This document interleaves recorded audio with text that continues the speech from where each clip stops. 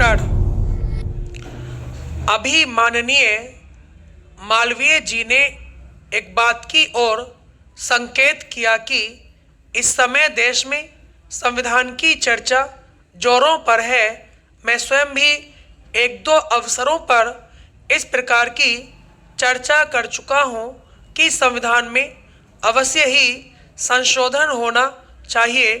अभी कुछ समय पहले मैंने एक चर्चा की थी जिसको संक्षेप में फिर कहना चाहता हूं कि केंद्र सरकार को या केंद्र को मजबूत होना चाहिए।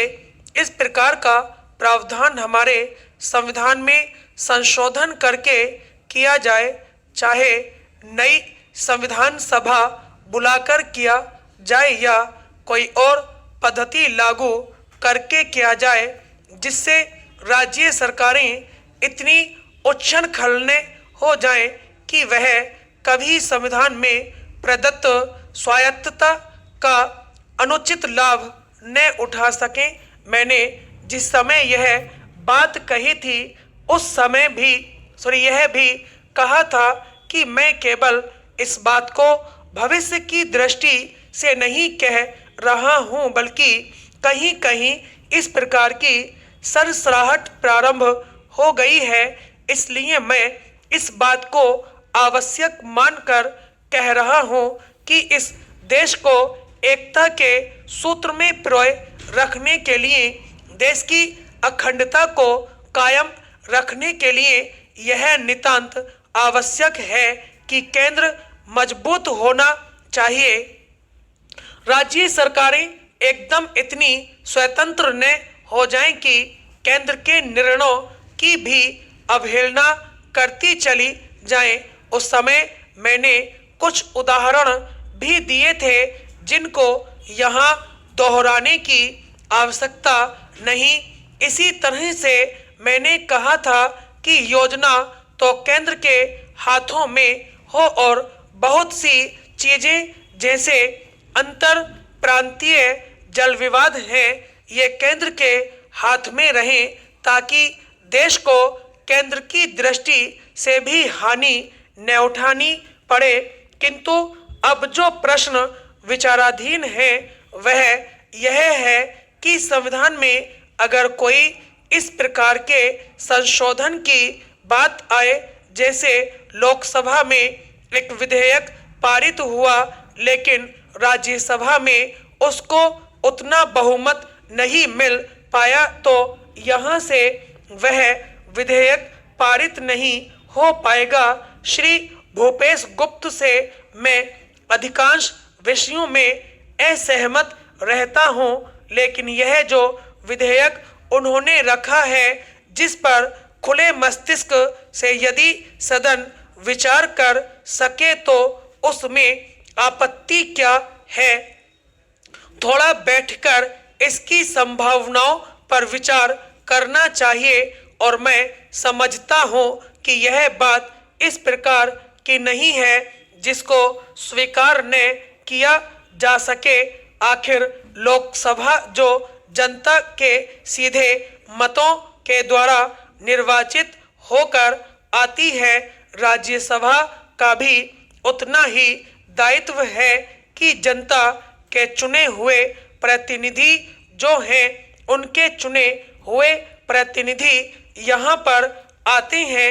अगर सदन एक साथ बैठकर किसी विषय पर बैठे खुले मस्तिष्क से विचार कर सके तो उसमें आपत्ति क्या हो सकती है।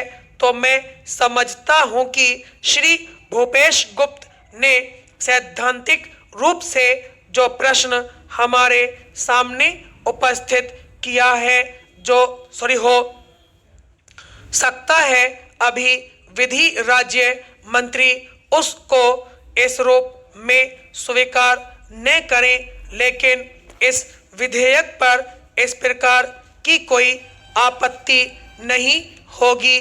महोदय, केंद्र सरकार यह समझती है कि वह सत्ता में बैठी हुई है, इसलिए विपक्ष के मुख्यमंत्री यदि उनकी सलाह से या उनकी राय के मुताबिक काम नहीं करते हैं तो ऐसी सरकारों को काम नहीं करने देंगे और राज्यपालों के जरिए इस प्रकार की सरकारों में परिवर्तन लाने और उनको गिराने का काम किया गया है। श्रीमान, त्रिपुरा में चुनाव हो रहे थे। चुनाव के ठीक 3 दिन पहले त्रिपुरा को अशांत क्षेत्र घोषित कर दिया गया और वहां पर 3 दिन के लिए भी इंतजार नहीं किया गया। वहां के तत्कालीन मुख्यमंत्री का कहना है कि मुझसे पूछा भी नहीं गया, बिना मुझसे पूछे ही सारे राज्य को अशांत घोषित कर दिया गया है। वहां पर सेना भेज दी गई। इसका मतलब यह है कि जितनी भी लोकतांत्रिक परंपराएं हैं, जो भी लोकतांत्रिक मूल्य हैं, सरकार उनको मनाना नहीं चाहती है। मान्यवर विधानमंडलों की बात लीजिए। अभी जनरल साहब जिक्र कर रहे थे कि जितने भी मुख्यमंत्री हैं, कम से कम सत्ता दल के मुख्यमंत्री जो हैं, उनके नामांकन के सिलसिले में भी कोई लोकतांत्रिक मूल्यों का पालन नहीं होता है।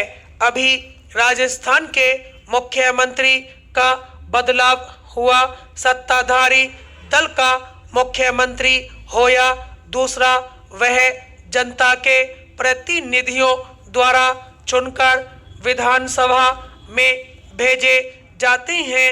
जनता उनको अपना वोट देती है। हमारी लोकतांत्रिक प्रणाली इसीलिए है कि जनता के प्रतिनिधि विधानसभा में जिस दल का बहुमत हो उसके नेता को मुख्यमंत्री बनाती है, लेकिन वहां जनता के प्रतिनिधियों की राय नहीं ली गई। राजस्थान विधानमंडल की बैठक नहीं बुलाई गई। मध्य प्रदेश के विधानमंडल की बैठक नहीं बुलाई गई। कुछ विधायकों ने कहा कि उन्हें तो इस बात की जानकारी तक नहीं थी। अगर किसी विधानसभा में 150 सदस्य थे तो वहां 40 भी सदस्य नहीं पहुंचे।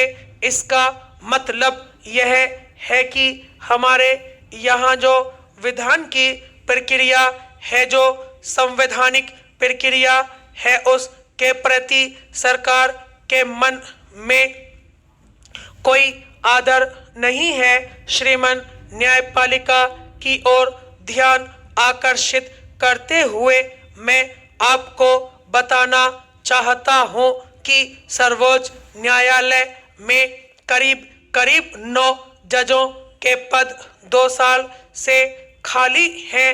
लोग सर्वोच्च न्यायालय में जाते हैं अपनी याचिका लेकर और अपने मुकदमे या अपील पर फैसले की प्रतीक्षा करते हैं। उनका ही फैसला करने में काफ़ी विलंब होता है, तो इन 9 जजों की नियुक्ति कौन करेगा? यह तो जनता नहीं करेगी, वह तो राज्यसभा या लोकसभा नहीं करेगी। इनकी नियुक्ति तो सरकार को ही करनी होगी। यह काम तो प्रधानमंत्री का, गृह मंत्री का है और केंद्रीय सरकार में उसकी एक निश्चित प्रक्रिया है। लेकिन 1.25 साल से सर्वोच्च न्यायालय में ये पद खाली रहे। इसका मतलब यह है कि सरकार की इच्छा है कि ऐसे जजों की नियुक्ति की जाए जो प्रधानमंत्री के प्रति उत्तरदायी हो, जो कांग्रेस पार्टी के प्रति उत्तरदायी बन सके। स्टॉप।